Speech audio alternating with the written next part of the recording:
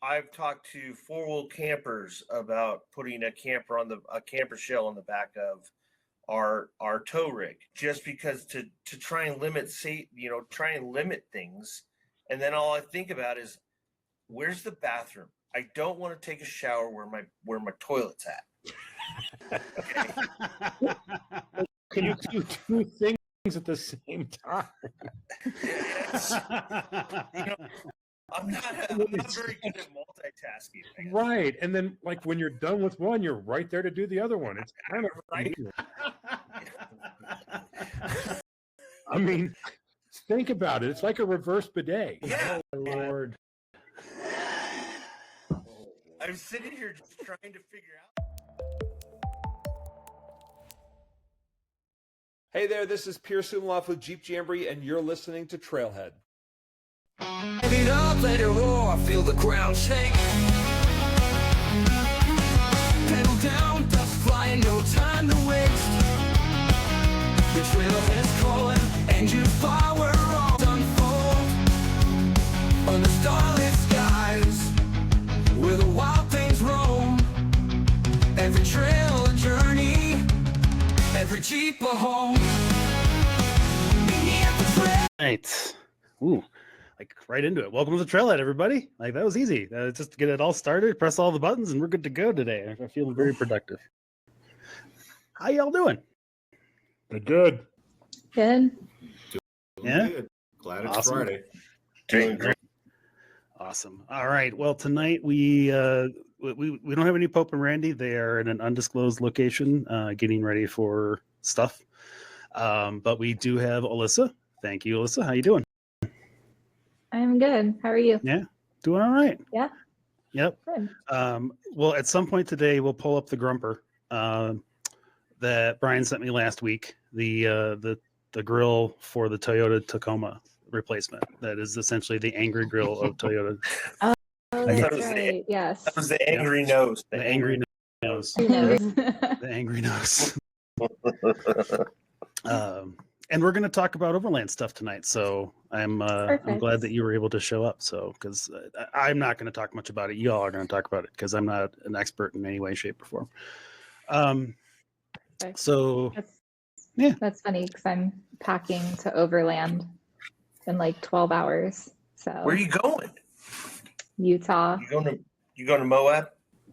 Yeah, we're gonna start in Moab for a few days and then work around. Nice. Yep, wherever the wind takes us. Whenever we go, we don't have a plan. We just plan like the first day or two, and then we just kind of wing it until we have to go home. Oh, Is that you go with your friend Kitten Bear? Yeah, I'm gonna meet her. I'm gonna meet Sarah Kitten Bear. I love her photos. Yeah. Oh, that's right. You met her when we were in Colorado. Yeah. Yep. Brief moment, but started following her. She's pretty good with her editing on those photos and her drone shots. Yeah, she's a really great photographer. She's really talented.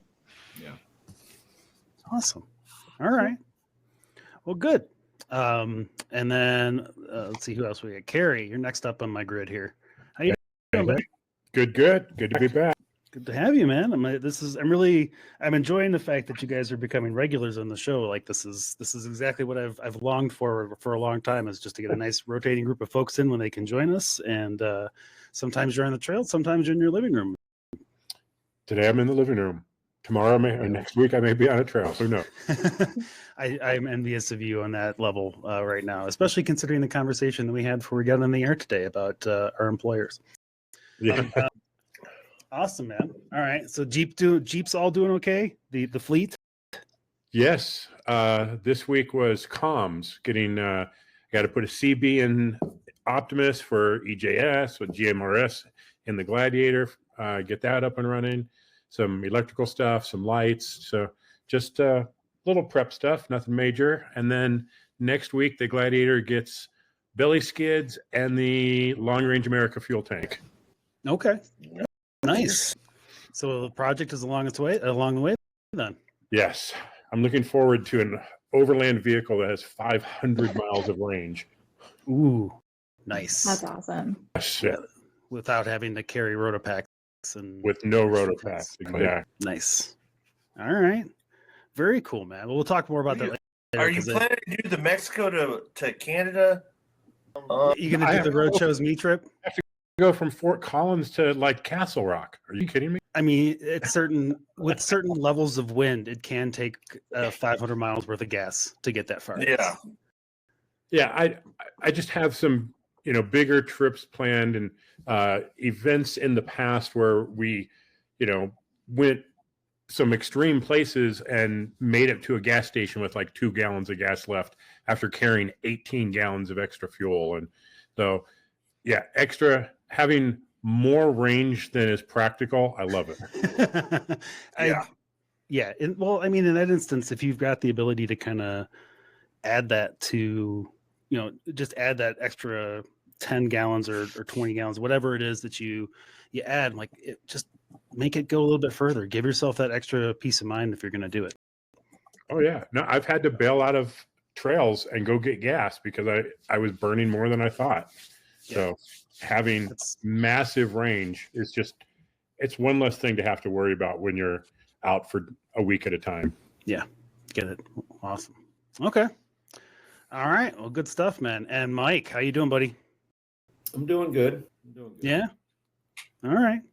You been out yet? I know I haven't been out yet on a trail. The Jeep's been in the shop until recent, I tried to go out last Saturday with Angie and Naomi and to do some snow wheeling, which I know I said I wouldn't do that, but didn't get to. We just had this conversation.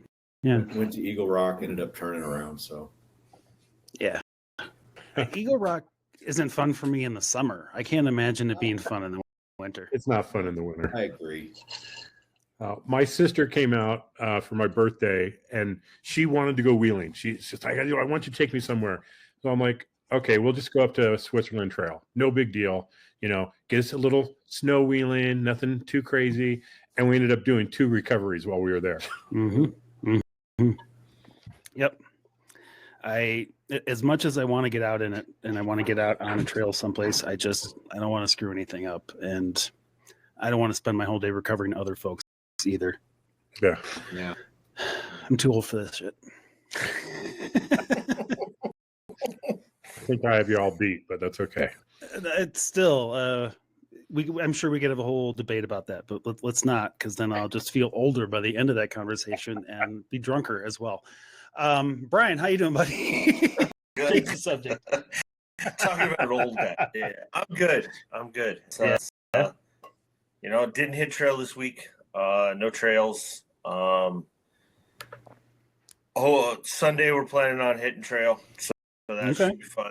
And then just been getting ready, prepping for EJS, getting stuff ready for EJS. New seats are in order. They should be in the next couple weeks. Okay. Nice. I'm just chilling. Hey, it's down the downtime. Hey, but I found you a clock spring, brother. I'm so happy. Like I can't even tell you how much joy that brings me. When you said that to me earlier, I was just like, oh, really? Like it's Christmas in March, and I'm very excited about it. So, and again, for those of you who want to give me shit about my warranty, what was it? I just had replaced the rear main seal on that. So all of that was warranty work, and it's an $1,800 fix right there. Yeah. Well, and the transmission that they put in it 2 years ago was 16, 18. So it's paid for itself. It's just a stupid ass clock. So thank you, buddy. I really appreciate that. And hopefully the benefactor to that shows. So we just dropped off. I can thank them in person. Does anybody have any new Overland equipment that they're excited about? Thank you. New equipment. Well, no. Just new. I mean, we have a couple new things, but it's just storage, some new bins, totes. Nothing too exciting yet. I'm excited about getting the fuel tank put in. I'm pretty excited about that. Yeah, 500 miles on one tank. How many gallons is that? So it's an additional 17 gallons over the original tank, and then it has its own kind of like 4-light gas gauge. And when your main tank gets down, you just flip a switch and it pumps it over to the main tank. And you just fill up from the regular fill-up point, and it fills both tanks. Okay. Oh, so it's like an auxiliary tank. An auxiliary tank, yeah. Over. That's awesome. Okay. Hey, Steph.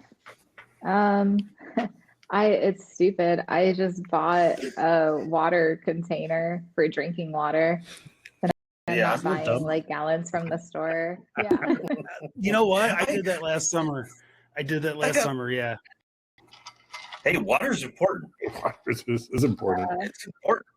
I don't drink much water. I'm going to be honest. I am bad when it comes to water health, but Ezra drinks a ton of water. So between that and my freeze-dried meals, it's like I need more water or a better water storage. Oh yeah, you're drinking like it's like eating MREs. Those are bad enough just with a regular level of water intake and not being in the desert or anything. Good Lord. I love them. Oh, I love MREs too. I know what they do to me. I'm aware of I'm aware of the thing that they remove from my system. No, hey, I'm gonna take an Ambien tonight or something. You know what everybody on the show knows what they were getting into. Yeah. Oh, you little PT. I want to get through some business real quick, and then we're going to talk a little bit about some overlanding kind of gear and tips. And Kerry put out a video on his YouTube channel. We're going to play a couple clips from, and just kind of talk about some of the gear and some of the concerns and stuff that you might have if you're going to start overlanding, or if you anything about overlanding at this point. I think today's just kind of an open book on it. Let's see here. I want to give a shout out to our two Patreon folks, Al and Nathan. Thank you guys very much. Every little bit counts. Appreciate you guys very much. We are going to give a swag pack of stuff out away at 30 reviews. We are still at 21.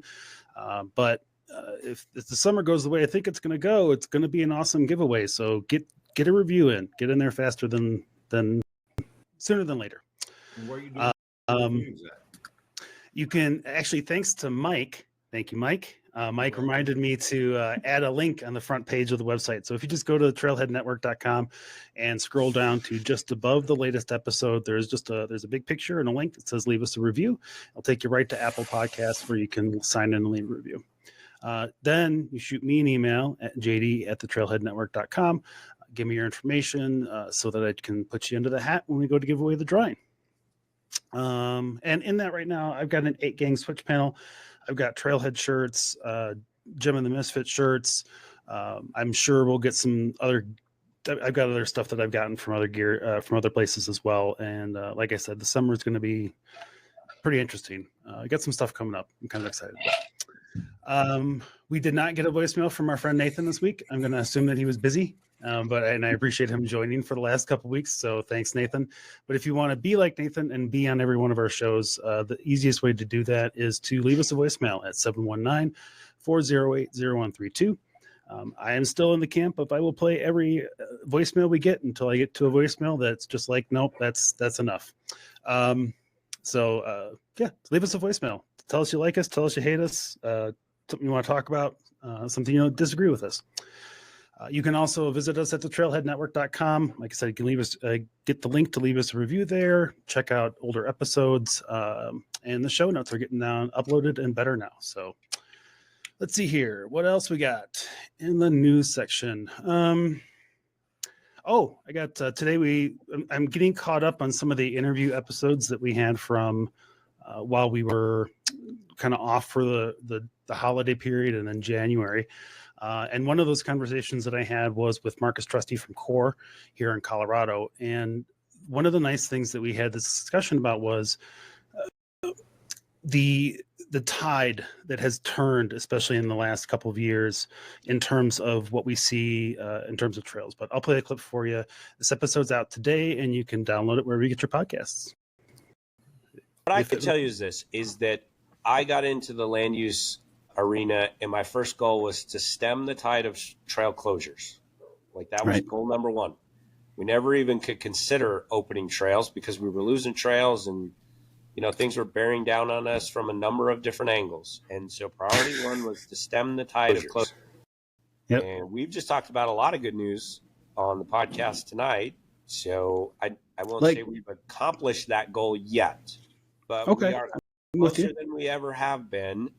And after we would get to a point where we stem the tide of closures and we have a new place to work from into the future about management and partnerships. And the answer isn't just always close the road. It's let's figure out a solution. So yeah, it was we had a really great conversation about kind of the stuff that's happened over the last year here on the Colorado trails. And then we talked a little bit nationally about some of that stuff and how that tide is changing. And so this is, we have a lot of land use episodes that are kind of, I don't want to say they're a downer, but they can be, sometimes it can be a little depressing because you're just like, man, we're fighting this all the time. And Marcus and I really just kind of sat down and talked about some of the successes over the last year and some of the hope that we see, kind of on the horizon with some of the stuff. So check out the episode. It's Core Conversations number 3, episode 89. All right. Let's see here. I have, as always, I'm going to throw out the Tyree discount code. Make sure if you head out to Tyree.com, and check out their off-road lights, throw in the Trailhead 15 for 15% off. I love them. They're a personal favorite. Just check them out. And then we have another announcement coming. I'm not 100% ready to announce it this week. But we're going on the road. And it's going to be, I think it's going to be a lot of fun, and I'm excited for this year. It's gonna be a lot of fun, guys. All right, I'm done with news and everything and the updates that I want to have. Well, I have some news. I'm afraid. Okay. Have you told me about this news, or am I just hearing about this? You know about it. You know about it. I'm just Saturday, April 12th at 10 a.m. Parking lot behind the rocks. We will be doing a memorial run for all those that we have lost this year so far for EJS. Awesome. I have discussed it. Kerry and I talked this week about it. Tyree Lights is going to be sponsoring it along with Beatrice Builds. And we will no more than 25 rigs. Okay. And it's just a memorial run for everybody that wants to join on trail. Awesome. All right. That's cool, man. I'm in for that kind of stuff. And is that already live someplace where people can sign up, or is that coming up? I have not posted it yet. Because I have a photo. Mike TrailFnder sent me a photo, and it's an awesome photo because it has at least 2 of the people that are no longer with us, or 3 of the people no longer with us. I just have to reach out to one other family before I post it, and I'll be doing that tomorrow in just out of respect for them. Kerry and I talked about it, and Kerry knows exactly what my intentions are with it. And so that's where it's come out, come out, have fun. Behind the rocks it can be as hard as you want it to be, and it can be, or as easy as you want it to be. As long as you can make it over the gatekeeper, and every vehicle that I know of that's going to run so far has a winch. So, we can winch you up if you can't get past the gatekeeper. My tires are real crappy. Maybe it's just time to get those 37s and the new rims before I come out that way. Yeah, the gatekeeper's brutal. It can be brutal if your rig's not built. It's not the oscillation or it's just the angle of approach that can be tough. It's just a straight line almost. I know I'm going to try the harder line this year. So that should be fun. How hard is it adjusted for a 2-door? You'll be fine. Just get winched up it. You're good. Just get winched up it. You know lockers? No, there's no Thank you, line. Thank you, Alyssa. I appreciate Yes. your laughing at that situation because I feel like you're the only person in this moment that I have backing me up on that. Are you insane? Yeah, I guess you. The way to convince me is, yeah, we just need to winch up this first part, and the rest of it, you'll be fine. That's not the way you convince me on a trail I've never been on before. I think I may try high dive this year. Oh, I okay. think my rig After is- all those I think videos my we rig- watched. I think my rig is built for it now. Okay. I would You know- strap up just for your first time. Strap up. Yeah, I don't know if I want to. I'm not a big thing. I don't have a thing for strap ups. No, I'm joking, Mike. Put your strap on. No, I high dive is probably, but there's go arounds. I don't want anybody to do anything on this trail that they don't feel comfortable doing. And you know, once you get past the gatekeeper's the hardest obstacle there is next to high dive. And JD, Okay. the two-door will have problems on white knuckle. I'll say that. Just because it's right now, I think it's sitting at like a 12 or 13-foot drop. Lovely. So at least last year it was at like 12, But I know an LJ that did it. I know a couple LJs that did it. Again, not the way to convince me. Just- Yeah, But but LJ, There's also a go around. Oh. And I mean Mike did it last year, didn't he, Mike? Well, I was the High first dive? one, and Not I high didn't dive, but- realize I didn't. Huh? But white knuckle. Yeah, You did white knuckle last year. Yeah, but I was the first one to go down it, not realizing I didn't really do the actual obstacle. Oh, you went for the new bypass A they little built? bypass, which I thought Yeah. that whole area was white knuckle. No. Mm. I went white knuckle because once you hit your front tires on it, you gun it. And Yeah. Yeah. it's fun. It's a fun trail. It's my favorite trail in Moab. And it's the one that I've ran it. I ran it with many people over the last couple of years because it was as my first trail. okay. All right. Okay. All right. Well, let's get into it. So Kerry, we had kind of talked in our little group chat about what, if we're going to have a discussion topic this week, or we're just going to go over some news. There's some news out in the industry, but none of it's pressing. I can all wait till next week. But if you're unaware, and you shouldn't be, if you listen to every episode from the Trailhead, Kerry does some really great YouTube videos, giving some really great information about wheeling and the rest of it. And we're going to kind of use the video that he just released to talk about a few of those things. Nothing that we hit here is going to hit everything he hit in his video because we're going to go off on tangents. I just know we are. But it's some good stuff out there. But the basic gist is that if you're going to start overlanding in any kind of capacity, what do you need? What's required? What's the minimums? What's the crazy? And it was an awesome video to go through, and Kerry had some other folks join him. It's a really good listen. So I'm gonna let me play his first clip here, and let's see here. We could talk about this on the other side because I have a feeling there's going to be lots of opinions on this.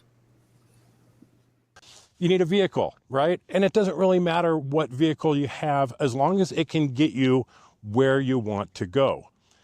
Early on, I used to drive a BMW X3, and I would take that on trails and I would go camping with it. It got me where I wanted to go. It couldn't get me to other places I wanted to go, which is why eventually we upgraded to our Jeep JL Optimus that you're familiar with. And now we have our Gladiator, which is going to be a dedicated overland vehicle. So a vehicle that can get you to where you want to go. And if where you want to go is forest service roads and some nice campgrounds, you don't need much of a vehicle. If you want to go way out into the backcountry where it takes some serious wheeling to get to, you're going to need a vehicle capable of doing that. So whatever it is that you want to do, you need a vehicle that can get you there. So, I mean, that's something we kind of harp on this show is like, get the vehicle that you need, right? Yeah, I mean, people started with Kias and Hondas and you name it, whatever it is. I started with an X3 of all stupid things. A Saturn. Yeah, you know, You started with, got me going. yeah. You started with a Saturn? No, Oh, it'd be cool. It'd be a whole lot cooler if you had. no, I started a Ford F-150. Okay, I mean that's still a little bit out of pocket too. That's not your typical 4x4 either. It was a 1968 Ford F-150, It's definitely outside of your typical 4x4 these days. Yeah. and it was Okay. two-wheel drive. Oh, that's not really a 4x4 No, by it was a definition. 2x4. It Yeah. was a 2x4. Okay. Well, then it's not part of this discussion. No. Alyssa, so what did you? I feel like we've talked about this before, but what did you? Was it just kind of fate that you ended up with a Tacoma, or did you were you looking for a platform to put a rooftop tent on and that kind of jazz? No, I always wanted a Tacoma. I just didn't know this world was a thing. I didn't know about rooftop tents. I never really noticed them before. I knew about like camper shells, but yeah, I didn't know this was a world or a thing. I just wanted a truck to do dirt roads and bring some camping supplies if I wanted to stay overnight somewhere away from home. Okay.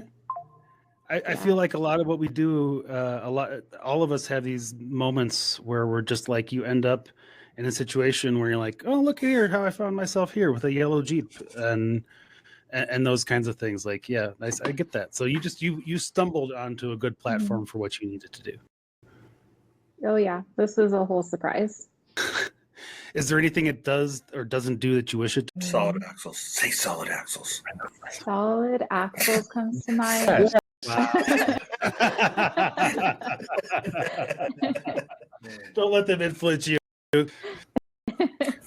No, it's hard because like I don't know. It's hard because there's like the different varieties of off-roading and overlanding, and like some people have like Beatrice's trailer or Jeep, and then they have a trailer behind them so they can overland. Like, right. It would be cool to do the more rock crawly things, but I also know it's kind of hard to incorporate both without spending like $100,000. So it's just hard. So when I wheeled with you, you crushed Sedona. You nailed. I mean, Broken Arrow was nothing for you. Oh yeah, yeah. Like I like that stuff. I mean, obviously, I like that stuff. I wish I could tackle harder obstacles. I guess. Like I wish I could feel more comfortable in Sand Hollow. That's what I was going to ask. So you're like thinking like Sand Hollow. You'd like to be able to just get up on the rocks or something. Well, I think we've talked about it before. Steven's apparently willing to let anybody drive his Jeep. So if you wanted to get some experience with it and see if you like it, I think you have somebody. Do that. And oh my gosh. Yeah, if XJs were only cheap. Yeah, XJs aren't cheaper anymore. Like I 2 years ago, or I shouldn't say 2 years ago. I should say around COVID times, I looked at an XJ, and this guy, it was a nice XJ in terms of lift kit and everything else, but he wanted a ridiculous amount of money. And I get in it, and I'm just like, I'm looking around the inside of it, and I'm just like, I don't know how he thinks he's going to get this kind of money. And I don't think he ended up selling it for that, but you can't get an XJ at a decent price anymore. It's not here, not in Colorado anyway. Everything's gone up in general since COVID. I mean, like off-road wise. I mean, I paid $7 for eggs today. You got eggs? Yeah. Where did you find eggs? Tell everybody. You're not an ambassador for some egg people yet? What did you say? I said you're not an ambassador for some egg people yet? Nope. Seriously, if you're an egg company and you would like to sponsor us and or have us advertise for you, let's do that. But they don't need our money right now. They know they don't need to create any more demand. It's National Meatball Day, and so I wanted to make meatballs. And why did you know that? I love that you know that. It's National Meatball Day. I'm glad that we have a resident cook on the show now. It makes me happy. It's good to- All right. So Kerry, you got the Gladiator to go with your build. Mike, do you have any overlanding kind of aspirations, or are you kind of no? Just he's like, that's a straight answer. No. That's why I got a camper. Okay, you do. That's right. You do. You have the RV. All right. I mean, I'll give that to you. We are looking to get a truck camper so we can tow the Jeep with just one truck, because we tow the camper with my 1500 and we tow the Jeep with the 2500. And going to the San Juans every year doing that, it's just much. It's just a bit much. That's a lot of logistics. Yeah. Because I'm at the point, that Jeep is not comfortable to drive. Petra doesn't like driving it long distances. It just, from going, stock, it drove great. But now it's lifted. It's got these 37s. Suspension, it just doesn't, it's not comfortable. It just, kind of wanders, and it's just not fun. Stop looking at your phone.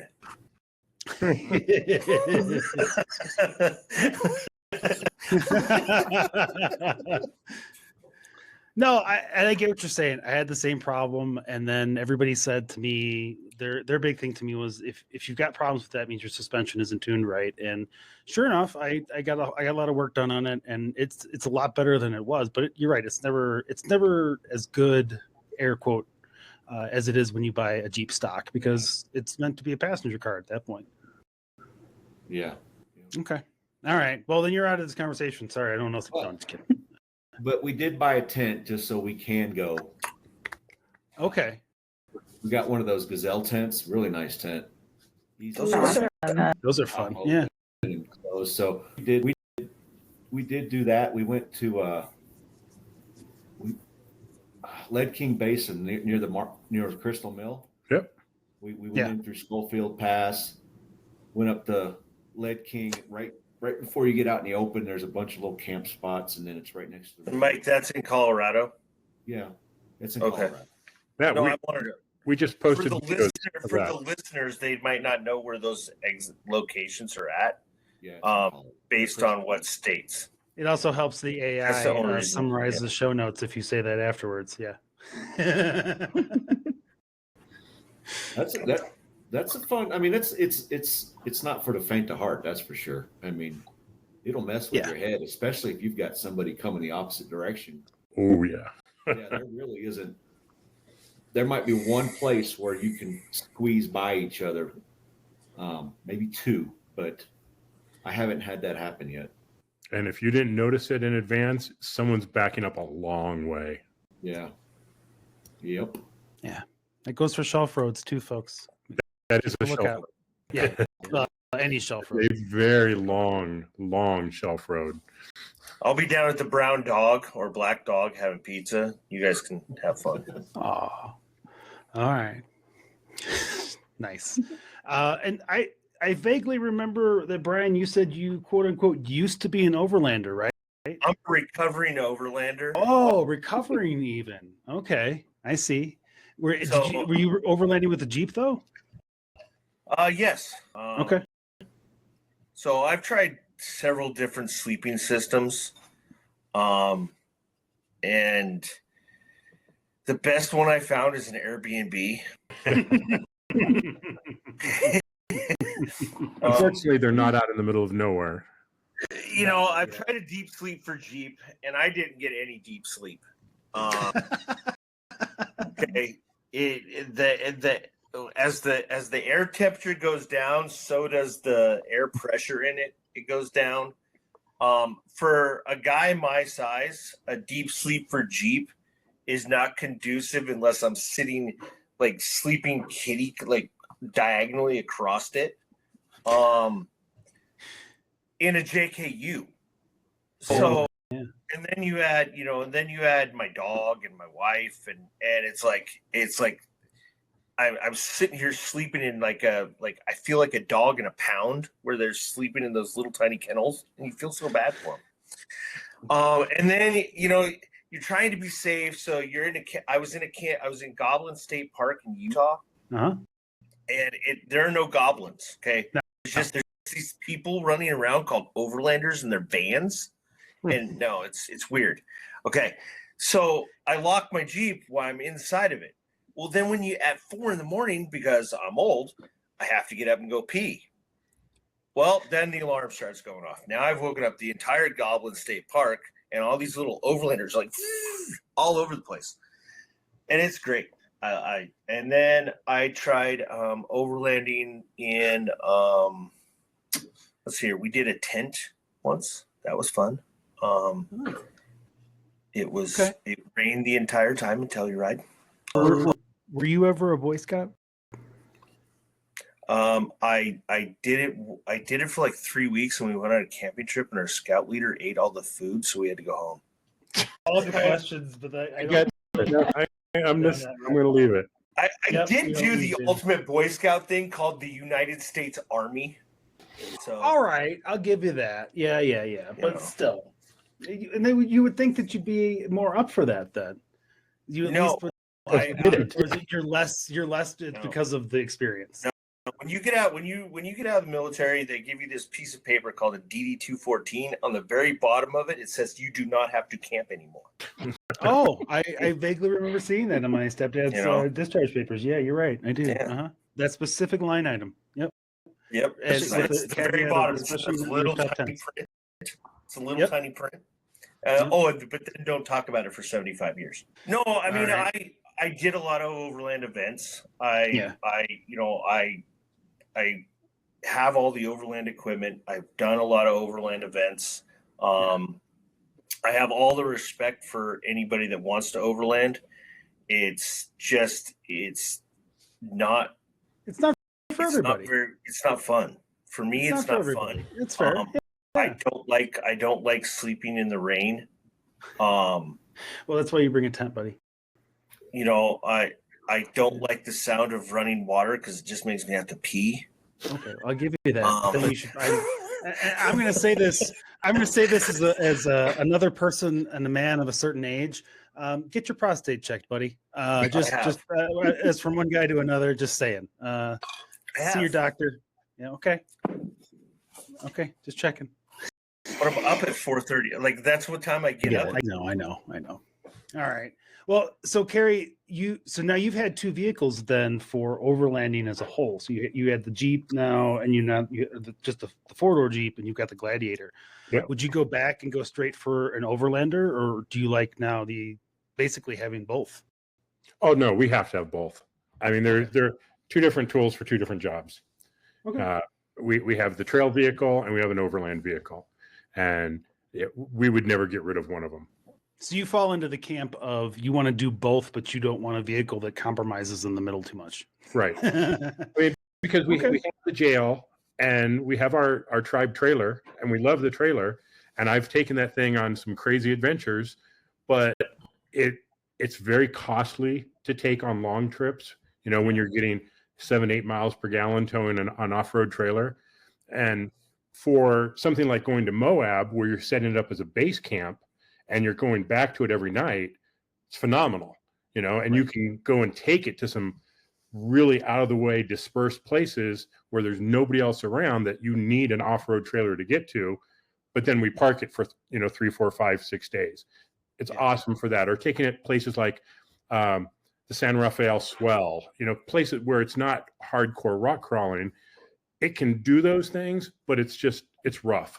And so I wanted something that got way better gas mileage when doing these types of trips, that had more storage.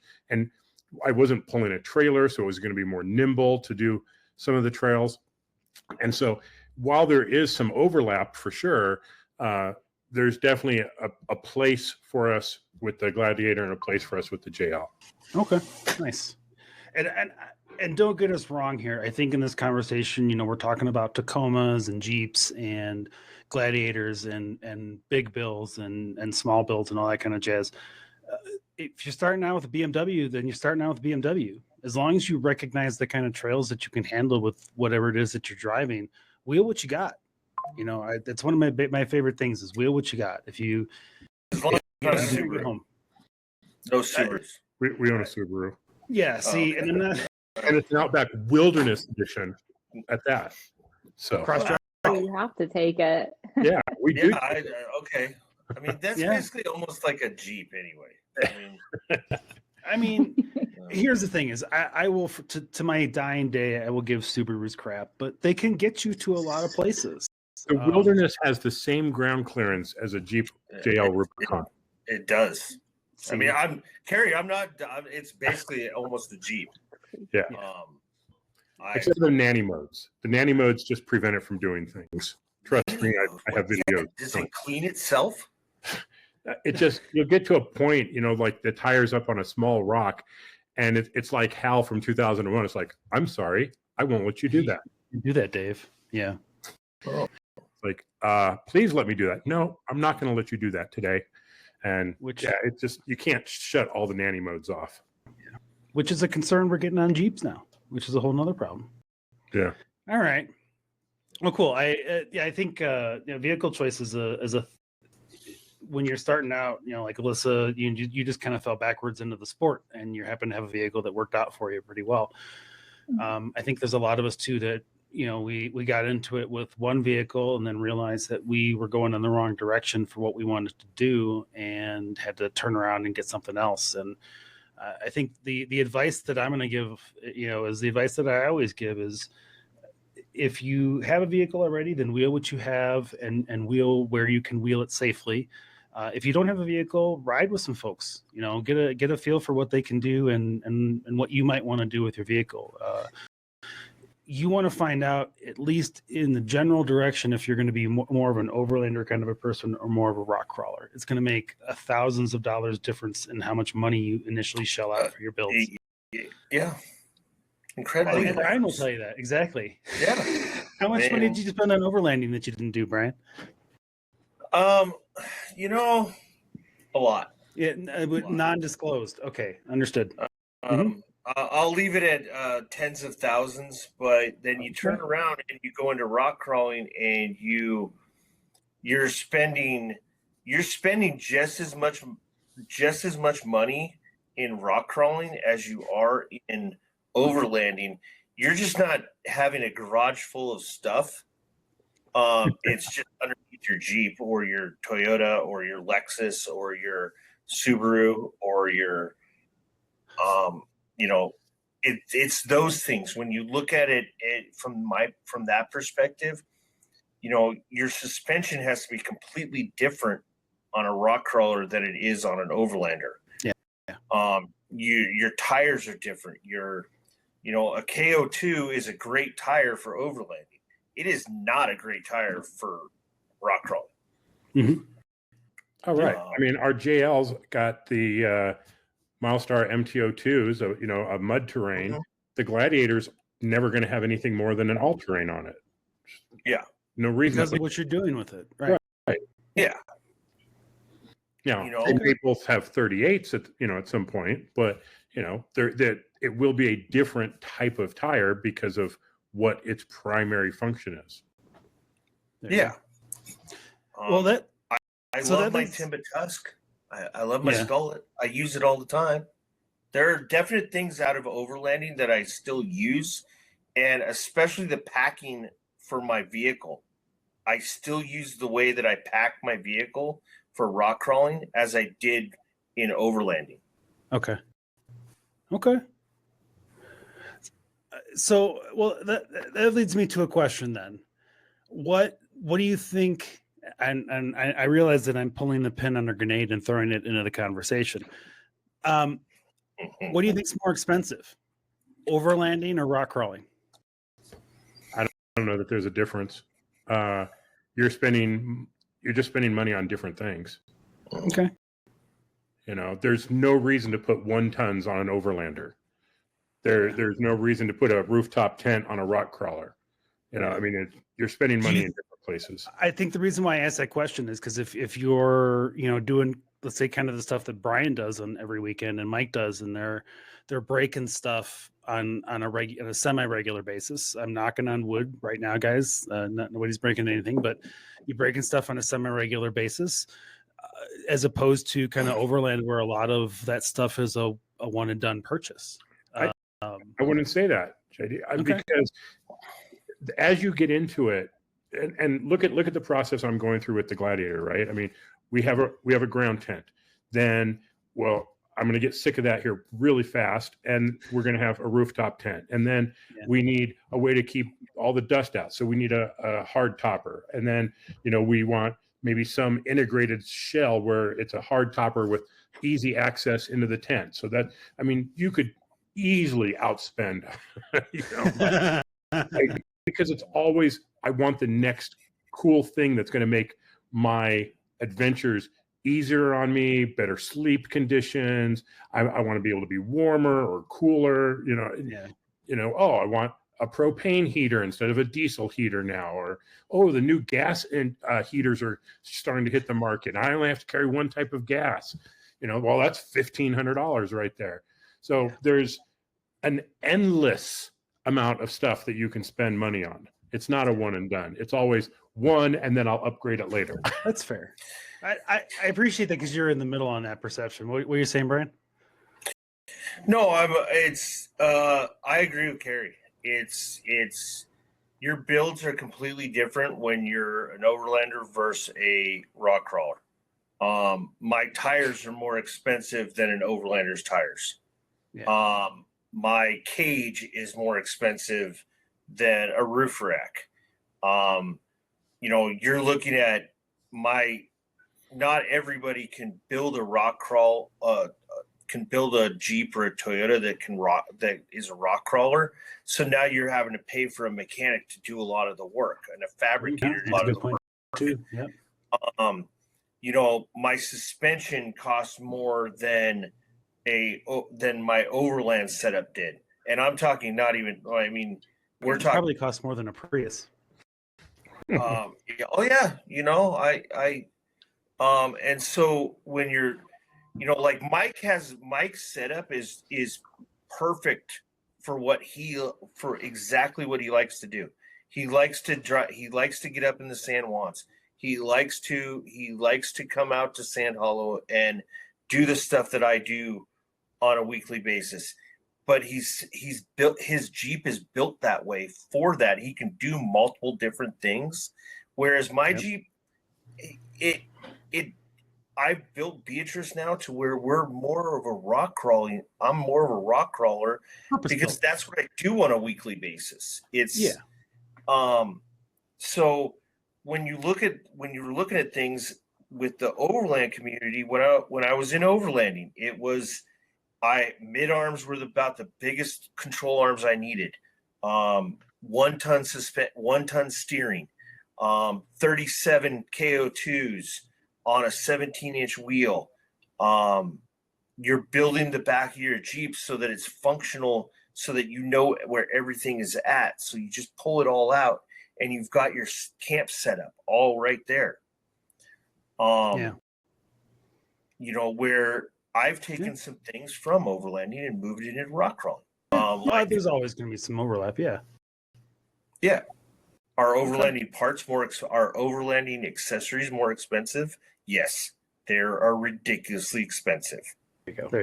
All right. Well, all right. So for our two people then that are in the opposite camps, because Mike is strictly in the crawling camp, and Alyssa, while she has aspirations to get into the crawling camp, is currently in the overlanding camp. Alyssa, is the perception that either one of those two is more expensive to you based on just your own experience? No, they're both expensive. And okay. Yeah. I realize it's kind of a trick question, but yeah, it's just, I wonder if the perception is out there. So what about you, Mike? You think it's more expensive to be an overlander? I think it's like Kerry said, no comparison. Okay. Like, have you been to Overland? You've been to the Overland shows, right? Yeah, I have. You see some of those rigs. Oh yeah, I've reached out to a couple. There's one of the vehicle stories we have is about $100,000, essentially an off-road bus. Yeah, and I'm just like, yeah, and that's where it starts. Yeah. Well, there's a company here in Colorado that makes a rooftop tent that is $50,000. Yeah. Jesus. Yeah. And I'm sure they sell them. That's the problem. does it have a 75-inch TV? Does it like? Dude, I'm not going to better. say it's not a cool rooftop tent because it is a cool rooftop tent, but it ain't a $50,000 rooftop tent. It's all carbon fiber, and it's like, yeah, the thing is, it's dope. Kerry, it's the one that's the carbon fiber with the whole roof is the whole top of it is a solar panel. Yeah. Yeah. Yeah. Because they debuted that 3 years ago at Overland Expo. Yep. That's the one. And it was ridiculous. Like it is. You're sitting here like, oh my, wow, this thing is amazing. Like the mattress is better than the most mattresses you have in your house. Yeah. It's like staying at a Westin, the heavenly mattress. Yeah. There you go. But you're gonna sit there and put a $50,000 rooftop tent on the top of what vehicle? Your $15,000 or your $50,000 Ranger Raptor? Yeah. I mean, I wouldn't be surprised to see it. And then how many people are going to be scared to even sleep in it? Yeah. Oh, the Instagram Live ended. I know. I'm working on it right now. But yeah, that's where I'm like, I've talked to four-wheel campers about putting a camper shell on the back of our tow rig, just because to try and limit things. And then all I think about is, where's the bathroom? I don't want to take a shower where my toilet's at. Okay. Can you do two things at the same time? I'm not very good at multitasking. Right. And then like when you're done with one, you're right there to do the other one. It's kind of right. I mean, think about it. It's like a reverse bidet. Yeah. Oh, Lord. I'm sitting here just trying to figure out how is this I don't understand my brain, and then I'm only 3 feet away from where I'm cooking. So I'm like nowhere in well, you could probably cook at the same time. Yeah, man. I never would have taken you for a germaphobe at that level, especially for camping. Yeah. I actually, when it comes to poop, we just learned something very important. Bryan was very serious about his poop. And I get it. Fecal matter is important. I mean, I know people that talk on the phone whether dropping a deuce. I'm not one of them. I like my private time. That's fair. I'm going to mark this clip to hold on to for, I don't know. Anytime that you are calling me that you are not on the toilet, that's good to know. Yes. Yeah, it's good. I mean, I think a lot of people would appreciate that in your life. All right. Wow. How do we get off? How do we get there? Overlanding. Well, no. So here's the funny part, right? So we got off on that 20-minute tangent because I wanted to play this clip from Kerry's video because it brings up a really good point. Let's see here. Let's shim on. Oh, none of my tools are going to go to Walmart and buy everything that you need for under $100, and you can get out there and start camping and enjoying the outdoors. You don't need extravagant rooftop tents. You don't need crazy, diesel heaters. You don't need all that stuff. Those are all nice luxury items that you pick up down the road as you go out on an adventure, and you're like, okay, I want to step this piece of our adventure up. And so you upgrade something. You want to be more comfortable, so you get a better mat, for your tent. You want, whatever it is. You want to be warmer. You get a nicer sleeping bag or a diesel heater. Those types of things. You get them over time. Those aren't things that you need to go out and get right away. So, yeah. I mean, kind of to your point, Kerry, you don't need a $50,000 rooftop tent to get out on a trail, right? Oh, and that's the exact mentality we're taking with the Gladiator. We take it out. We're like, what worked? What didn't work? We fix what didn't work. We take it out. We're like, what's the next problems we're going to solve? Okay. Right. We need more storage. I got to solve that problem. I need this. We're going to solve that problem. So instead of, it's basically just a truck Jeep. I already know how to build it. No, I'm going to take it out on these trips and go, what do we actually need and fix it problem by problem instead of just throwing a bunch of money at it. Yeah. So Kerry's not going to bob the bed. No, not going to. I think he wants his full 4 feet. Yeah. Yes. So, I want everybody to know that Kerry is not going to bob the bed because, you know, one with the Gladiator, it's you can't really fit a mountain bike in the back of the bed. Okay. Even. I mean, there's that. Not without turning the wheel. Yeah. But you know, I can say if you're going to be a true overlander, the Gladiator setup is one of the best because you can put a larger rooftop tent on it because you have the whole cab plus the bed. And so you can put a longer one on, you can put a bigger one on. I've seen ones with 4-wheel campers setups on the back of them with the rooftop opening. And then you got the tent and then you got the bed. But yeah, that's... So, yeah, no, you're good. I'm sorry. I agree with Kerry on this one too. Take your time. Do your research. Take your time. Do your research. So despite the research, and let's consider ourselves, and I'm going to refer everybody to the disclaimer that plays along with the show. But what would you guys think of? And I'm going to start, just so you know, I'm going to start with you, Kerry, because this is your fault. We're talking about this. What is like your minimum that you really need to have when you start overlanding, especially? And let's assume that there's going to be a large number of people who are overlanding them by themselves. Okay, let's define this first for some people. For me, overlanding is I am off-road for multiple days and I'm camping at a different location every night. Okay. So I'm overland. I'm not over asphalt. I'm overland, going place to place and exploring somewhere over the course of multiple days. If it's one night, it's not overlanding, it's camping, right? So it's camping at multiple locations over the course of an adventure. So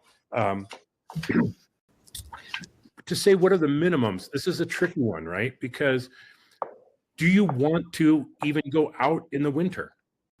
If you don't want to go in the winter, you don't need a 4-season tent. You don't need a -20 sleeping bag. You know, if you only want to go out when the weather's nice, what you need as a minimum is vastly different than what you need if you want to go 4 seasons, especially here in Colorado.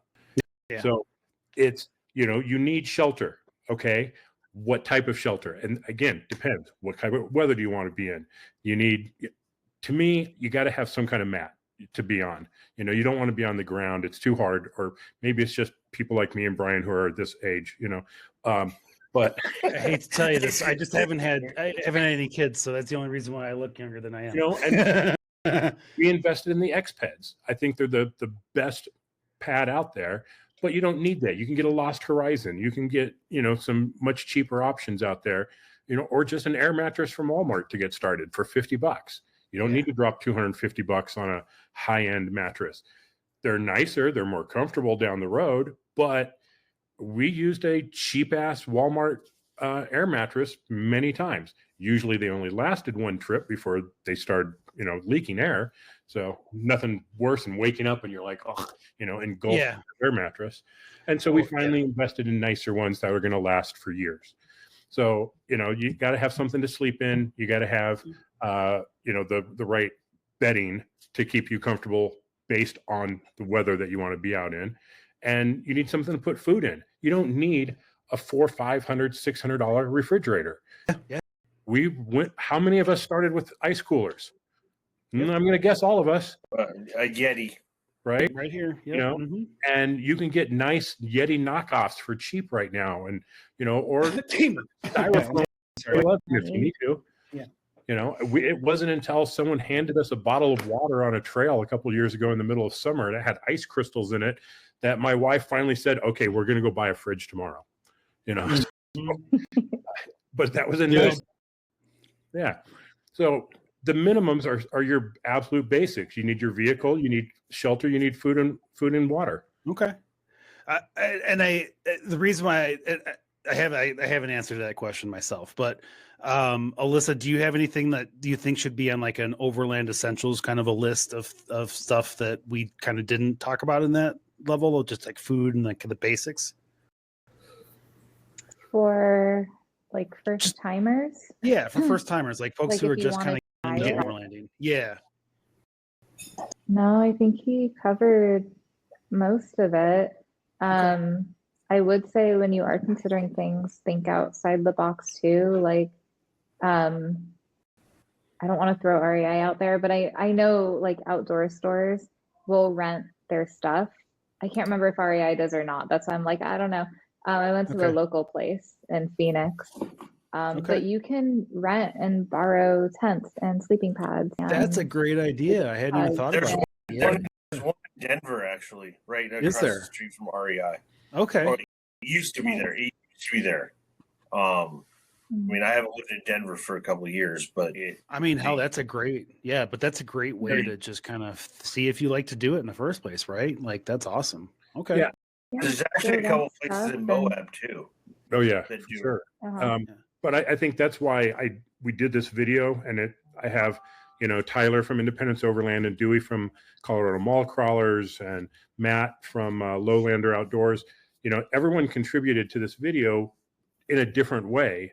And sure, when I talk about a vehicle, of course you're going to have a fire extinguisher. Of course you're going to have a first aid kit.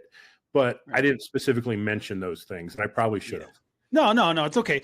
But that's, and the part of the reason why when you said that way, and part of the reason why I wanted to talk about it is because that's one of the things you didn't talk about in your video specifically. But there are some things that folks talk about in that video that I would personally consider fall into that category. I think one of those is that if you are going to be an overlander, if you want to even kind of delve into the overland space, get yourself a cheap satellite communicator. You can get a spot device for relatively cheap, and it's only there you go. There's a Zoleo. The Zoleos are the cheapest. Self-recovery equipment. Equipment. You're gonna go out. I'm gonna preempt you by just saying that self-recovery equipment is great, right? But in a true emergency where you need somebody else's help to airlift your ass out of a problem, you need that communication. And that's the only thing. That's my big worry, is that especially during COVID, my big concern was that we were going to start hearing stories about people that just drove out into the desert. We never heard from them again because they didn't take any kind of communication with them, and they had no idea what they were doing. I'm pretty sure I'm pretty sure that happened. Yeah, right? We just didn't hear about it. Bryan, I definitely agree with you to a point there. For the type of overlanding we do, I didn't dare take that Gladiator without it having a full recovery bag and a winch on it. Yeah. But there's the people who are starting off, they may only be on Forest Service roads going to, established campgrounds. So then you need recovery gear. It is going to depend on where you're planning on going. But if you're going more off grid, then you better know how to recover yourself and get yourself out of a situation. Yeah. And you need some type of satellite communication. Yeah. And if you're rock crawling. I agree. Go ahead, Alyssa. Spot on. What does that one start at ish? I think I was with you too, and you were like, anything else? And I wanted to say the Garmin InReach, but those are like $400 or $500. And if you're just buying something, that's a lot. Yeah, pretty expensive as well. The Zoleo is $200, and the basic plan is $15. I like it. Yeah. Okay, I don't have it in front of me right now. Yeah, I don't have it in front of me right now. I have the Garmin. It's not the Garmin InReach. It's the Spot X. It's the two-way messenger, right?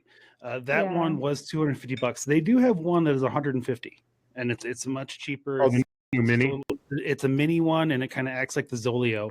But the Zoleo is still your best value for the buck these days. Yeah, honestly. Okay. Now, a lot of this is changing, and you'll hear people say, "But every iPhone from 14 on can do text messaging." Yes, but in an emergency, do you want to sit there and point at a satellite and have to do that to get a response back? That to me is not emergency communication. Now, I am in the T-Mobile Starlink beta, so I don't have to point at a satellite. I can have this just sitting in my vehicle, and I get full text messaging direct to cell. So How do you get on these lists? it took No, me- Dan, to get on the list. okay. But now I actually paused my Zoleo service because my phone connection, it's just like being connected to a cell tower because the satellites are lower and stuff. So I'm on that. You think it's more reliable than this, like a Starlink, and the Starlink that you have? Well, if I'm upside down, yes. Fair enough. I'm going to give that one to you. Okay, good point. My Starlink dish is facing the ground. I hope you don't ever end up upside down. Same here. Because I should end up upside down. Mike Mike, I don't even want to see you upside down. Don't say it. Yeah, don't say it out loud. I have a helmet in my Jeep. You never wear it, right? Yeah, exactly.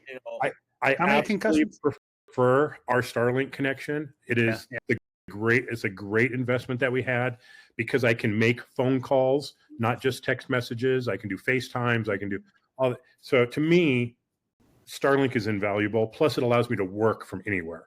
Yeah. So that's a huge one. To tease a little bit more about that road trip, I get the feeling I'm going to get an opportunity to try one here soon and see how that works out for me. I think I'm going to like it. So yeah. All right. I'll say I love my Starlink. There it is. I have my Starlink mounted in my Jeep, but I have it mounted on my pack out, so I can still take it away. I can still take it off. I can put it in the truck. I can do whatever I want with it. But the connectivity that I'll say that my wife has, that Kate has, is amazing with the Starlink. And I can lay flat. It can lay however it sits. Like I said, I have it attached to my pack out cooler. It looks pretty cool now. And it's not to my roof. It's just on my pack out cooler. Yeah. As long as it's got sight. Yeah, you're good. All right. We can do like a side thing, but how do you power No, go it? ahead. Because So- they take a lot of energy too. No, they don't. The Starlink Mini can Okay. run off USB-C at a minimum of 65 watts. So your two basic options are going to be a power station that has a 100 watt or 65 watt USB-C output on it. So that's the easy way. It's just plug it into there. Another way, and I have a video on this on my channel.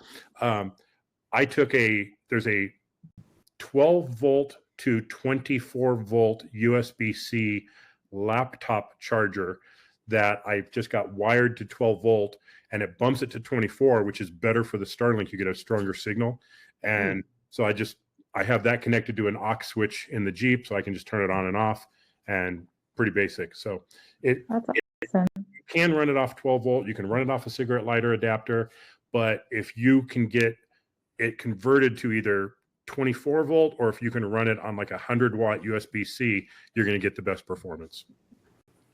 So I run mine in my Jeep. I run it off the cigarette lighter. Okay. And but I also have I have an auxiliary battery backup that I can run it off of as well. That is one that, and then I know that I have a really small battery that can run my Dometic for about 4 hours. Okay. And I get an entire 12-hour day out of my Starlink on that little tiny battery. When it's in normal operation, it's only pulling 15 to 20 watts. It's the startup gets up to like 40, 45 watts, but when it's just sitting there, it'll go down to as low as about 15 watts. Make sure that before you ever head out with it, though, make sure you plug it into 110, start it up, and get the latest updates, because it does update a lot. Every week almost. Yeah. I'm not surprised by that. Yeah. Okay. But it All is right. nice. I mean, getting out in the middle of nowhere and still having connectivity. My buddy Lock and Crawl, he actually stopped a forest fire by having Starlink. Okay, that's really cool. By having because I have called into this show using Starlink, so there. Yeah. And you were perfectly fine till you hit that 4-hour mark on your aux battery. But at least recording. Exactly. It was after that. Like, we're talking after the show, and then he just disappears. I'm like, well, I guess we were done talking. Yeah. All right. All right. So, well, it's great that it's a perfect lead into the last clip I have for you, and this is actually from Tyler. And it's kind of just a discussion. He had a list of things that was kind of his essential list. And yeah, let's debate this one a little bit. And again, we're talking overlanding here. I'm looking at you, Mike and Bryan. This isn't necessarily something you're going to carry with you when you're, going to Rainbow Falls. All right. This might count as a third recommendation, but I would say a fire starting kit, some sort of a fire starter and a lighter. Now that I've done that, I would not want to go anywhere without a way to make a fire, because if you get caught up in a place like this, just going out on a hike, twist an ankle or something, you fall down a hill, you might need to build a fire. So carry that kind of stuff with you, because overlanding does get you into very remote places. And yes, usually there's going to be another vehicle coming along, but you need to rely on yourself. And I think that should be prioritized above a lot of other stuff. I mean, I'm kind of in the camp on that one, and I'm the person that just kind of does day trips around Colorado, right? Like, it takes virtually no space to have a fire starter in the vehicle with me. It's almost no space to have a life straw with me, kind of some of those basics. So, I have so many questions. I have so many questions right now. Shoot, go ahead, man. Okay. I like the skeptic. No, come on, bring it. One, I would never start a fire where he is sitting. I don't think his intention was to start a fire there, but okay. Unless you really need to get someone's attention. Yeah, you're getting like a lot of people's attention, because there was a lot of pine needles on the ground. There was that was an interesting place to have that discussion. I agree. Okay, yeah. And then two, he's not going. He's going to go back to his fireplace. Oh, I see what you're saying. So, Tyler, if you would like to tell Bryan about how you feel about his comments, his phone number is for an overlander. Well, we're all way too clean when we do Instagram content. What the hell are you talking about? Yeah, no, it's all a lie. Tyler, it's all Tyler. Give us a call at 719-408-0132. And if you can leave it as expletive laden as you want, yes. I will beep it out for the purposes of playing it live for Bryan. But yeah, and then where's the shovel to dig the hole so that he's not burning down all that stuff? No, I think he was attached to a spare tire. Yeah. But okay, I'm just talking checking about a shovel. Make sure you bury your shit. Yeah, there is that. I always have a lighter. Don't take a shower with it, bro. Yeah. And this is why things get off the rail. What were you saying, Kerry? I always like a ferro rod. A what? A ferro rod. Striker. Oh, yeah, totally. Just a strike. Yep. Because sometimes, the wind or whatever, and, it's too wet or you're too high and the lighter's not putting out a big enough flame, I can always light a fire with a ferro rod. Yeah. Yeah. Duct tape. And here's the thing is like, I'll give you a for instance, like, I'm not saying that people would, and I'm not saying that Craig would, Mike, and I'm not saying that you would, but let's say that Craig had gone out on that run where he rolled and he had been by himself on a snow wheeling trip in the middle of the winter without, the ability to help himself in some way, shape, or form, either by communications or help to start a fire or something like that. Those are the kind of reasons why I carry those stuff. And yeah, every once in a while you got to replace that. But it's simple, right? Like a fire starter is easy to have. It's something easy to put in your bag. Right. All winter long here in Colorado, almost every weekend, there's somebody that gets stuck on a trail in the snow and they're there for more than 48 hours. Happens all winter long. Yep. And if you want to be the warm person from that story, don't get in trouble in the first place. But if you do, at least have some stuff with you to do that, or to take care of yourself. Go back to the satellite communications as well. Yeah, exactly. There's that. Right. Exactly. Okay, so,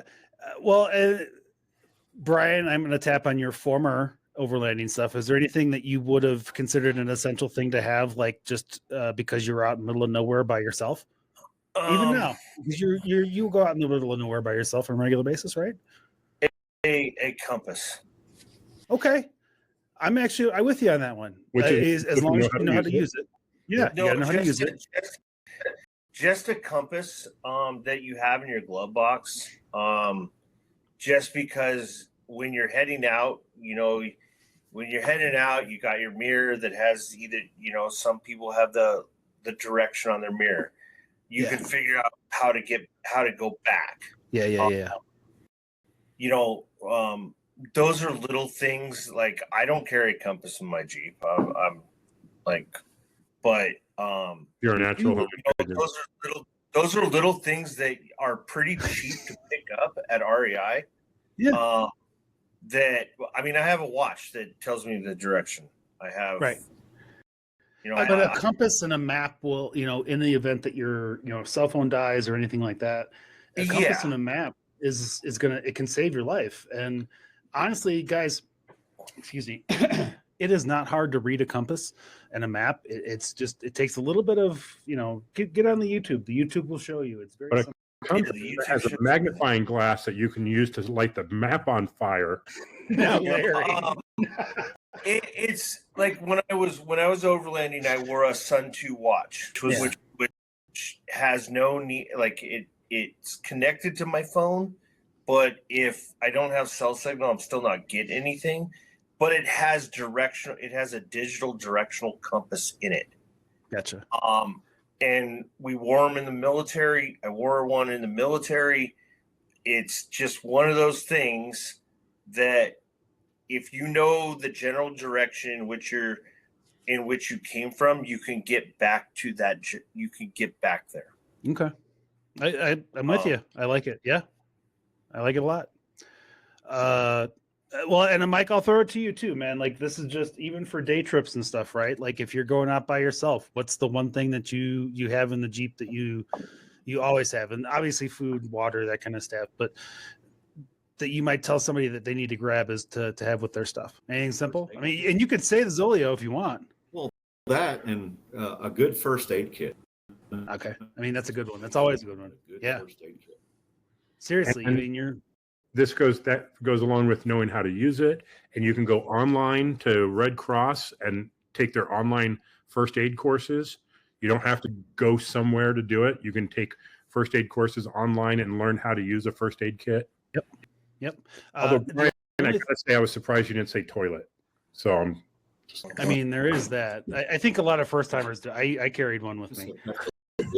I actually like peeing outside sometimes. It's kind of the sitting part. It's not the peeing outside part. Well, your poop issues. I figured a toilet would be. I don't have poop issues.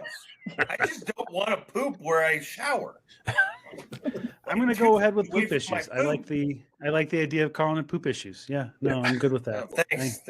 If you're overlanding, you got plenty of room to poop here and then go shower over there. Yeah, I mean, there is that too, right? Okay. As long as but you guys are ridiculous. I love yours. It's not fun. I'll give that to you. That's fair. For me, it's not. I love the cooking aspect of it, but I get it. Yeah. And Mike loves my cooking. He absolutely every time I see him, he wants Mike. What do you want me to cook for you? Tri-tip tacos. Tri-tip tacos. Well, how can you go wrong? And it comes from overlanding, and I have, it's the whole.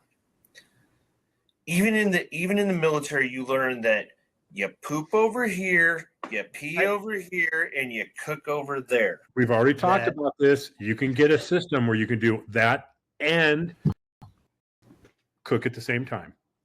Yep. Oh my god. I'm so uncomfortable right now with this. You can get it on the back of a Gladiator too.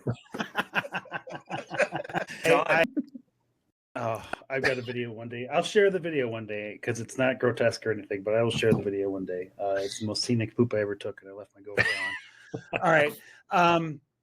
I want to real quick. I want to mention you could take all the first aid classes that you want to take online. Do it. Take them all.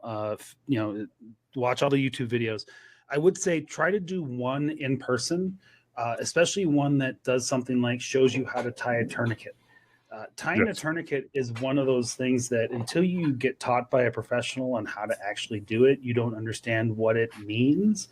And if you don't know how to do it and you just buy a tourniquet and you go to use it, you're probably not going to use it correctly in the moment. It requires a lot more, energy than you think it does. It requires a lot more turning than it does. And in a lot of those classes, they actually, have you try it so that you kind of get a feel for it. And it's a big deal. So try to do one in person, but a lot of the basic stuff that you can get, just go online, go find a class, go to the Red Cross and try that out. But on the other end of it, the YMCAs and a lot of local colleges and stuff these days, they have classes like that for folks that can take it either cheap or free. So just check it out. There you go. On mymedic.com. I carry a $1,500 med kit in my Jeep. Nice. Right? No, it has quick clot. It has okay. I have 3 different styles of tourniquets. I have quick clot. I have nice. All kinds of stuff. Just because if you might need it, if the thought has hit your head that you might need it, get it. Yeah. Okay. Alyssa, what's your kind of essential thing that you always have with you when you go out? No matter what, other than Ezra and the dog. Coffee. Yeah. Or we're just saying in general. Yeah, just something it's always in the truck, no matter what kind of, if it's a day trip or a week trip. Yeah. Okay. Can I say 2 things? Sure. No, we have hard and fast rules here about no. Go ahead. Those things to the toilet. A thunderbox. Oh, Jesus Christ. Shut up. More guesses. No. I will say some form of self-defense. Mm-hmm. Yeah. I think that's a valid, no matter who you are, right? Mm-hmm. Like, if it's if some sort of self-defense, whatever that means for you and whatever helps make you feel safe. Well, in my case, it's not my dog. No, my dog is not a defender either. From his cold feet in the tent. Yeah. He makes a lot of noise, but he's useless when it comes to actual defense. Yes. All right. I like that, Alyssa. And I won't ask you to reveal what you have with you, but I like that idea. That's a really good thing to have on there. And what's your other one? That's just my backup. So my other one, when you were talking about making sure you know how to use a tourniquet and like practice and prep and whatever, I was going to say also double check all your stuff like every year or two. But then that reminded me, try changing a tire at your house. See if you can do it. Make sure you don't have the lock, plug nut, whatever. Like make sure you have everything and you're set and you've done the steps. Because when that time happens and you're on the side of a highway or on a dirt road in the middle of nowhere and you haven't seen anyone pass you, it gets stressful and you can be in your head and you can forget steps. You are one. Yeah. And don't just do it once, right? Like do it on a semi-annual basis, if not an annual basis, right?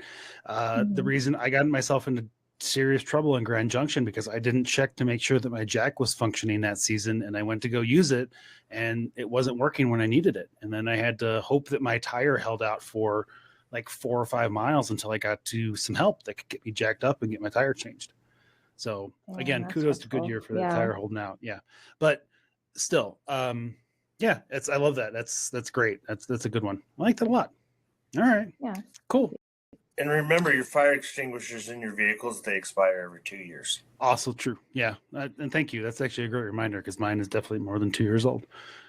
All right. I do not have locking lugs on my off-road vehicles. Don't want to have to rely on having one. I wouldn't, except for the places my Jeep sometimes ends up in Colorado right now. Yeah. And that's my only concern. So, I leave I probably shouldn't say this, but I leave the lock inside the glove box for, technicians or if I need it for anything else. But it's, that's one that kind of, I think that's a regional thing, whether or not you feel like you can or can't. I mean, I always park it in the garage, but my concern is always when I take it downtown. Anyway. All right. I think mine is mine is always going to be, some sort of a first aid kit, some sort of a communications things. Those are my two big things. Like you need to be able to kind of take care of yourself at a core level, and then everything else is kind of ancillary. Getting yourself out of there is secondary to just being able to patch up a wound or something to stop bleeding out. So awesome. Okay. Well, Kerry, we've taken a lot of we've gotten a lot of mileage from a very small part of your video. Check out the rest of Kerry's video. I do want to give kind of go around the table here and do one last thing. If you're regardless of whether you're overlanding or for a day, or if you're off-roading for a day, or if you're overlanding for a week, or if you're off-roading for a week, what is the one thing you don't leave home without? And that can be something that we've already said. It can be something different. I think we can leave significant others out of this.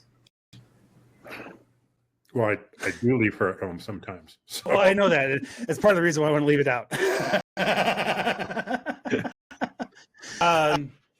Mike, I'm going to start with you. We haven't started with you on any of these questions. What do you think? What's the one thing you want to leave home without? Ibuprofen 800. A little grunt in, yeah. That's some hardcore honesty, bro. I really appreciate it. Like, that's right here in my heart. I've got it in every vehicle, so I don't forget it. Exactly. No, and you know what?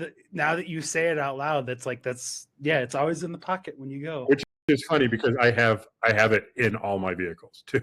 See, there it is. Is that and Benadryl? And Benadryl, that's another good one too. For those of you who live in Colorado, ibuprofen is great for altitude sickness or visiting Colorado. It is really great for altitude sickness. Okay. So let's see here. I'm going to go around my screen. Kerry, I'm going to you next. What do you think? What's the one thing you always got? I will say it started a few years ago when we were on a trail that we were having serious problems with, and we were by ourselves, and it got into kind of a panicky situation. The moment I had cell phone service, I ordered a Zoleo, and I have never been off-road without a Zoleo again. Yep. Because there would have been just no possible way for me to reach anybody if we would have had a problem on this trail, and it was getting very sketchy. Yeah. So at that point, I'm like, all else, I need to be able to get help. And one button help, good enough. Exactly. I don't care about anything else going wrong. I need to be able to get help. I want it to work. So for me, a Zoleo was, and has been from there, never left my vehicle. Good. I like it. I like it a lot. And it's affordable. I mean, it's not that bad. It's really inexpensive for our kids when they go off backpacking and cliff climbing. Yeah. That stuff. And one of them is in Cambodia or something right now. Like, they have their Zoleo. Yeah. To me, that is an essential piece that you should have. And if you go out with a group, everyone doesn't need to have one. Just make sure one person has one. Right. If you got a group of folks, then split it amongst yourselves. And you all have one to use if in case somebody gets into trouble. And you have to be able to get help if need be. We live in a time where it's almost not an excuse, where if you have the means to go and off-road, you should have the means to have, that ability to reach out for help like that. It's so cheap these days. Can I ask?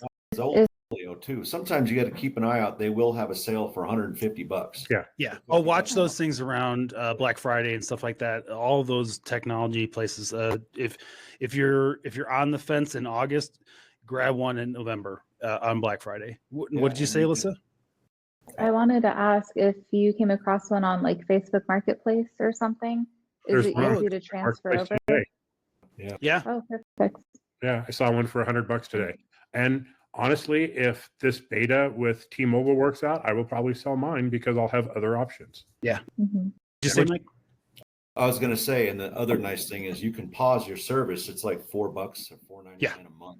So yeah. Mm-hmm. And Similarly for Spot X, right? Like the unit itself is a little bit more expensive because it is a two-way messenger, but it's only $14.99 a month. You can add on the extra things to it, like the helicopter recovery, insurance, and all that kind of jazz to it. But just the basic service is $14.99 a month, and you can pause it when you're not using it. So if you're not using it, then you don't have to pay for it. I have my Zoleo service paused right now as I'm testing the T-Mobile Starlink stuff. And if it works consistently well, then I'll cancel that service. There you go. All right. Alyssa, what do you think? What's the thing you always got with you? Or did I ask you that already? And I'm too many White Russians in. Okay. On top of those, water and snacks. You know what? I like that you brought it back. I really like that you brought it back to the food. Yeah. Yeah. Okay. Well, I remember like a few months ago, Pope and Randy were saying how they got a jet boil and like a freeze dry packet, and they have water. So if anything ever happens, they always have some type of like food and water. Yeah. And jet boils are so small and easy to keep. So yeah, food, water, especially in Arizona and the desert. And I mean, Colorado too, altitude sickness, you should have water. Yeah. MREs are inexpensive. I shouldn't say they're inexpensive. They were expensive prior to COVID. And then all of a sudden they went twice the price. But MREs are great. But yeah, some sort of preparedness on that level. I think that's a great idea. All right. I think my thing is always going to be, I'm kind of with Kerry, is satellite communications. I started doing stuff with Trails Off Road, and we started going out by ourselves a lot. And these kinds of services were way more expensive even just 10 years ago when we started doing this stuff. And the prices kind of stabilized and kind of come down in a lot of ways. And it's relatively inexpensive to have some connectivity when you're quote unquote off grid. Get that connectivity so that you can get yourself some help. So first aid kit, always important, all that kind of jazz. It's right up there with that communication level, just to be able to, get a Band-Aid done yourself if you need it. All right. Brian, awesome. Brian, you haven't asked Brian? I've sat here and I take everything in, and I'm taking everything in. I like finishing with the skeptic here. Yeah, go ahead. I've made a lot of jokes about pooping. And baby wipes. Okay. I'm gonna give you that one. Give me. Yeah. I got a thing for Mr. Hanky. It's not necessarily about that. It's about clean. There's a lot of times when I'll be working underneath a Jeep on the side of a trail, and I got grease all over my hands. Having baby wipes there to clean off the hands so that my steering wheel's not all jacked up. Grease being a metaphor for poop, right? No. Come on, Kerry. I met you working underneath the Jeep. I was literally working underneath the Jeep when I met Kerry. So, it's those things. It's like, baby wipes. Crucial. I thought about this and I'm like, well, I'm not going to go out without Coors Light. But that's not family friendly because you don't want to drink and drive, and I don't recommend that for anybody. It's for the ending episode. It's overlanding, so we're talking about baby wipes are always a must. Everybody's brought up ibuprofen, or all that stuff. And they're all, and every one of them are essentials. If you're going to go out on trail, or if you're just going to go down to the store, bring some baby wipes. You don't know what you're going to get into. It's the fan. You have a point, though, but I am concerned that if you show up to a place like Target and then start using those types of things, you're going to have more problems. Buy baby wipes. Oh, okay, yeah. Whew. Good and gather baby wipes are really nice.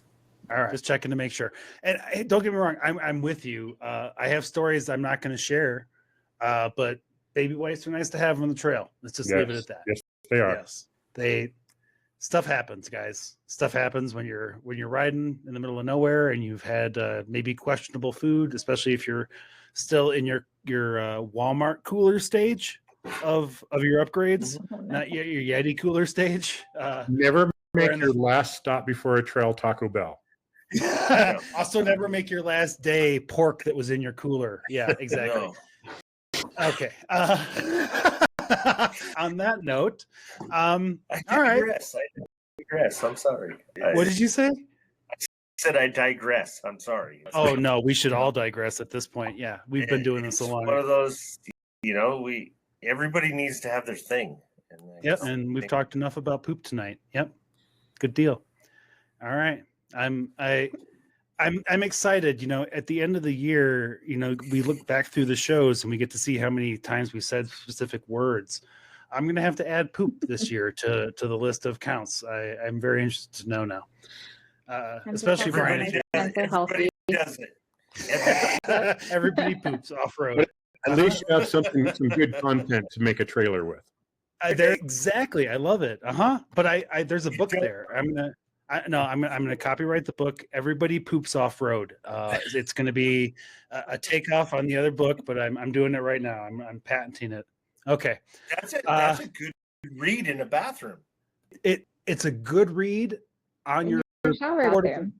Exactly. See, I love it, Alyssa. Thank you very much.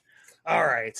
All right. Well, I think we should get out of here. We wasted enough of everybody's time. Let's go around the table and just kind of do any final thoughts. If anybody's got anything else they want to tell us before we go.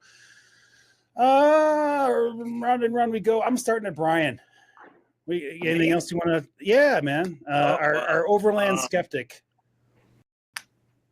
I'm not a skeptic. I'm recovering meetings and everything. Okay.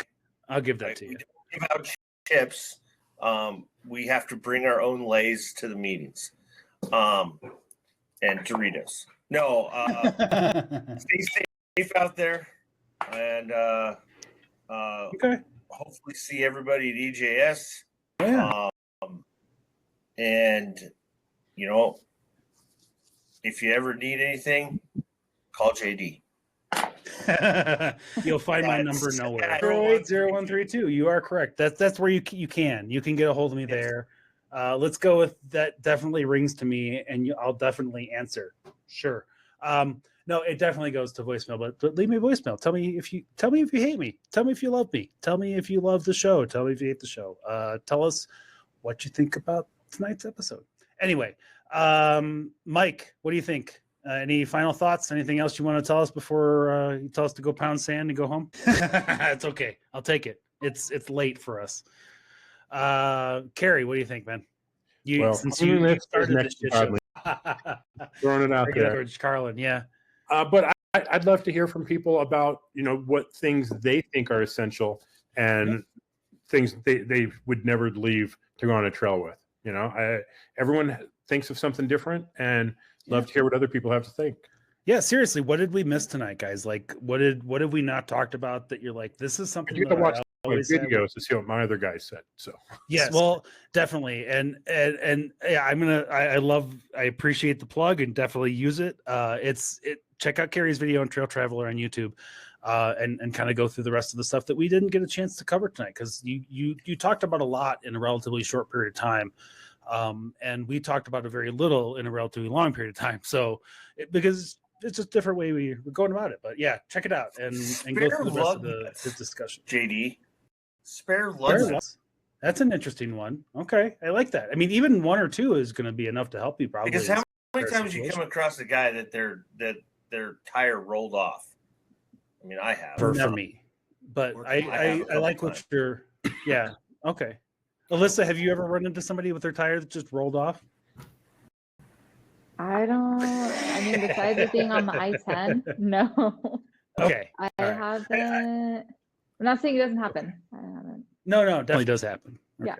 Yeah. What do you think? Any final thoughts for you? Are you done with us? Have you had enough of this? For me, I have to go finish packing. You still have this Overland trip that we started talking about at the beginning of the show. Yeah. Okay. It's good. I guess my final thought is don't compare people you see on Instagram and YouTube and like to what you want to do. Don't put them as the expectation of overlanding or off-roading or camping or whatever. Right. You just get outside and do what works for you. Do what's cheap, or if you want to splurge and do expensive, and do that. But don't think that what you see is what you have to do and what you have to buy. Right. So, right. Yeah. I love it. Yeah. Don't compare yourself to other people. Get out there and figure out what works for you. I think, kind of what we've been talking about here tonight are kind of like some of the framework of kind of the things that we think you should have with you at some level, shape, or form based on what it is that you're doing. But at the end of the day, I think our message to you guys is just, get out there a little bit.